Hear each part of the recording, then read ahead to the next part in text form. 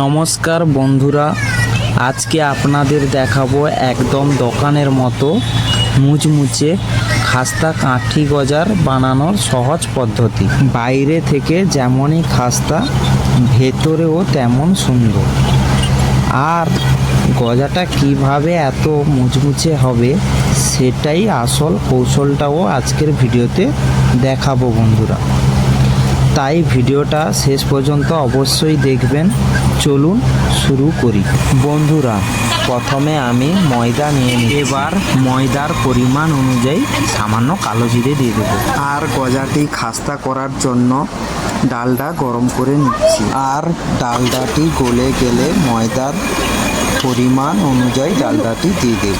এরপর পরিমাণ মতো জল দিয়ে ময়দাটা ভালো করে মেখে নিতে হবে। বন্ধুরা, এখানে একটা কথা অবশ্যই মনে রাখতে হবে, ময়দাটা যত ভালো করে মাখবে গজাটা তত বেশি খাস্তা ও মচমচে হবে। বন্ধুরা, আমার ময়দা মাখানো হয়ে গেছে। এবার ময়দাটাকে কাচের পাটাতে তুলে নিচ্ছি।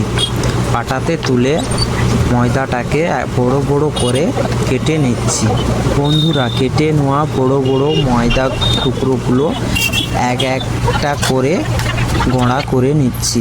এবার প্রতিটা গোড়া এক এক করে ভালো করে বেলে নিতে হবে। তবে খুব বেশি পাতলা বা খুব বেশি মোটা নয়, একদম মিডিয়াম সাইজে বেলে নেব। বন্ধুরা, আমার বেলে নেওয়া হয়ে গেছে। এবার ছুরি দিয়ে এগুলোকে সমান সাইজে কেটে নেব। এরপর কেটে নেওয়া ময়দার পাতগুলো এক একটার উপর করে সাজিয়ে নেব। প্রায় 5-6টা পাত একসঙ্গে রেখে এবার ছুরি দিয়ে সরু সরু করে কেটে নেব সুন্দর করে। বন্ধুরা, এরপর গজা ভাজার পালা। প্রথমে কড়াইতে পরিমাণ মতো তেল নিয়ে নেব। তবে একটা কথা খেয়াল রাখতে হবে, যেন তেল একদম বেশি গরম না হয়ে যায়।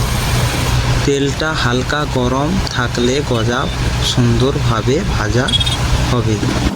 বন্ধুরা, তোমরা আগে একটি গজা ফেলে দেখে নেবে তেলটি হিট ঠিক আছে কিনা, তারপর সবগুলো গজা দেবে।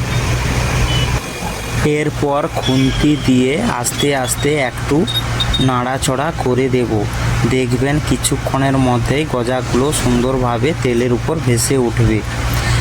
মাঝারি আঁচে ধীরে ধীরে ভাজবেন, তাহলে গজা হবে একদম মচমচে, খাস্তা আরও সুন্দর সোনালি। বন্ধুরা, আমার গজাগুলো ভাজা হয়েছে, একদম সুন্দর সোনালি রঙের হয়েছে। এবার আসল কাজ গজার পাক তৈরি করা। বন্ধুরা, আমার গজাগুলো ভাজা হয়ে গেছে। প্রথমে খালি কড়াইকে গ্যাসে বসিয়ে পরিমাণ মতো জল নিয়ে নেব।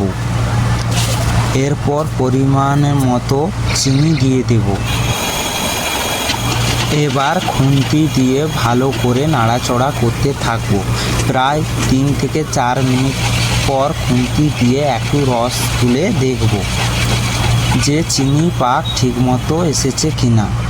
পাক হয়ে গেলে গ্যাসটি বন্ধ করে দেব। এবার আগে ভেজে রাখা গজাগুলো ওই চিনি পাকের মধ্যে দিয়ে দেব।